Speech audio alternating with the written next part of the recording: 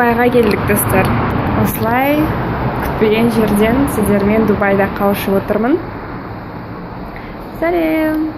Жаңа ғана келдік Яссад Глория деген отельге. Өте күшті отель, бізге ұнады. Көңілімізден шықты десек болады. Көптеген видеоблогерлер сияқты өзімде рум-тур жасауды армандап жүрген. Мынандай балконымыз бар екен. Қазір енді қараңғы біраз көрінбейді. Төсегіміз мынандай. Мына жерде біздің гардероб бар.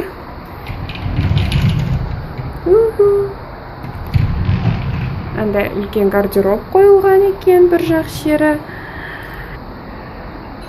Айна. Мына жерде тағы да бір бөлме, гардеробқа арналған бөлмесі бар. Мына жерде біздің ванна, туалет. Мына айна маған өте ұнайды, өйткені өз-өзіңді көріп. Кіретін есіктен кірген кезде былай көрінеді бөлмеміз. Кіре салысымен мынандай ас үйі бар, холодильник, шай жеуге болады, кішігірім емес, жалпы кәдімгі пеш бар, яғни өзің тамақ жасап, тамақ істеп ішсең болады. Мынау біздің living room, стель, мына жерде телефондар, және де теледидар бар. Бұл жақтан да өте әдемі көрінеді. Терезеден мынандай үлкен, бүкіл қабырғаға орнатылған терезе. Мына жақта бізде теңіз, мына жағында. Ал мына жағында қала. Суреттер әдемі, әрине. Әдемі. Бірақ маған өте ең ұнаған ол біздің балкон. Дала деген ып-ыстық. Бұл түннің өзінде кешке осындай ыстық болса, ал енді ертеңгі күніміз қалай болатынын білмеймін. Сол себепті ертең кездесетін боламыз. Қазірше бізде Wi-Fi жоқ, бірақ ертең таңғы асқа шыққан кезде Wi-Fi қосуға мүмкіндік болады. Кездескенше. Мына жерде балет сабақтары бар, тіпті менің алдымнан шыға келген балет сабақтары. Кеттік ары қарай аралауға. Және де swimming pool да бар екен.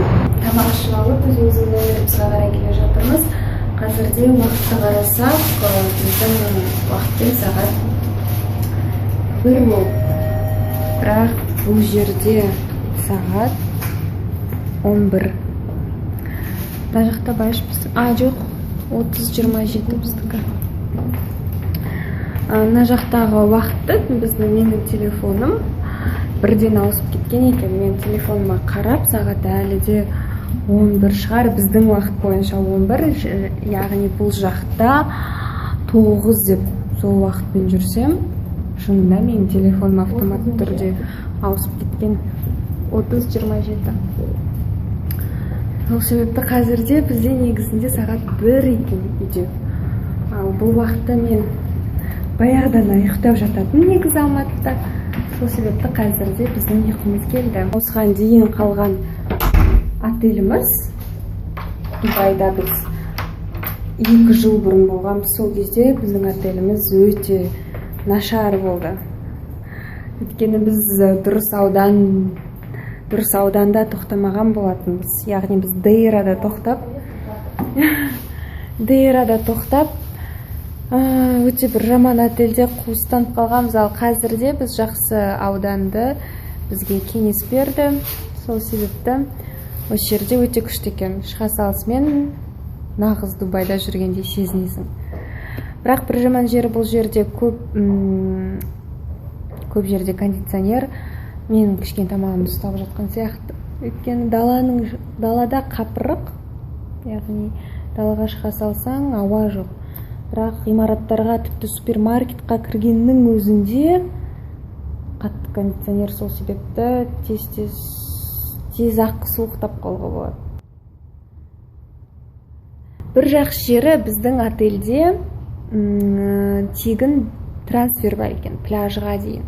Сол себепті біз қазірде ұйықтап, ұйқымызды қандырып, ертең таңғы асқа тұрамыз да, одан кейін бірден жағажайға кетеміз. Уайымдағанбыз трансфер жайында, өйткені пляж бұл жерде Дубайда Турциядағы сияқты емес, яғни отельден шыға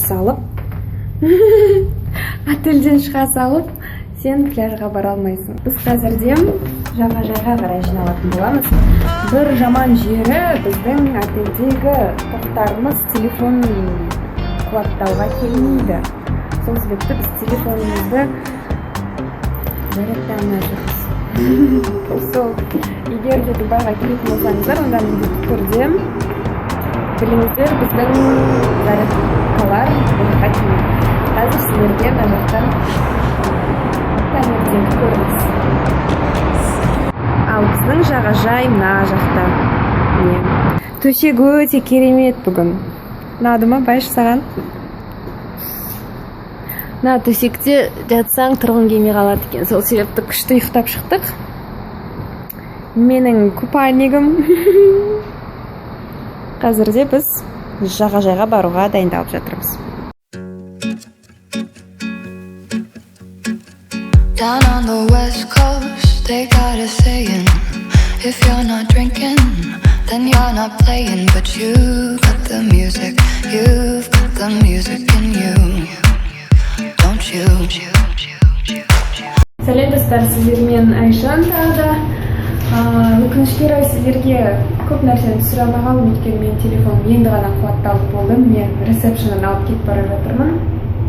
Жаңа біз Mall of Emirates'қа бардық, өйткені ол біздің қонақ үйімізге ең жақын мол болған метромен бір-ақ станция. Біз тағы да киініп кешкі серуенге шығамыз. Кешкі серуеніміз Дубай Марина Walk.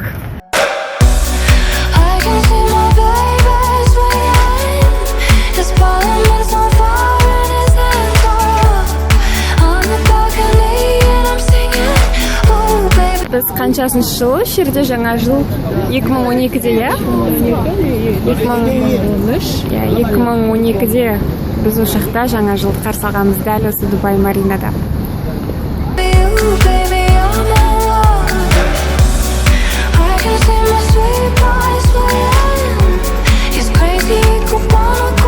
Не, осындай тамаша көрініс. Тамаша болғанда. Мына жақта құрылыс жүріп жатыр. Негізі Дубайда кез келген жерде құрылыс жүретін сияқты.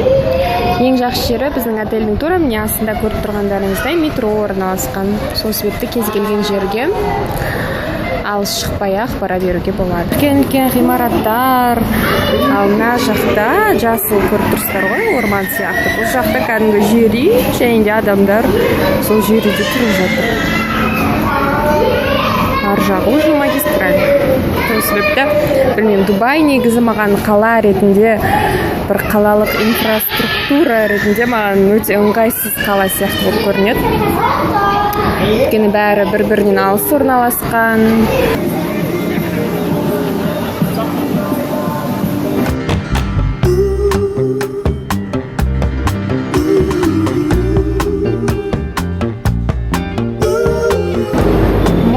Эмирейтстің ішінде Sky Dubai.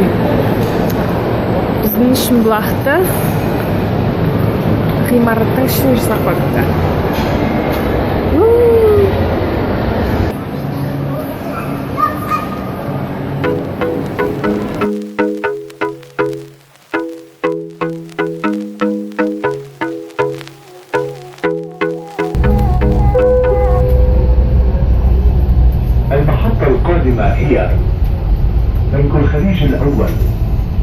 The next station is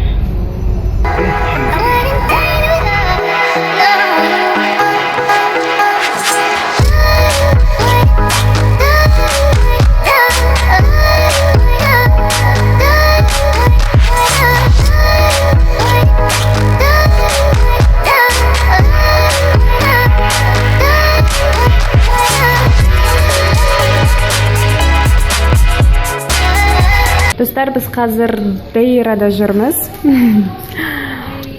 Бұл Дубайдың ең орталық бөлігі емес, керісінше шеткі бөліктерінің бірі. Осы жақта бірақ Golden Fork деген ресторан желілері бар. Сол жерде біз алдыңғы жылы келген кезде, осыдан 2 жыл бұрын келген кезде біз сол жақта тамақ ішкенбіз, қазір қайтып келдік.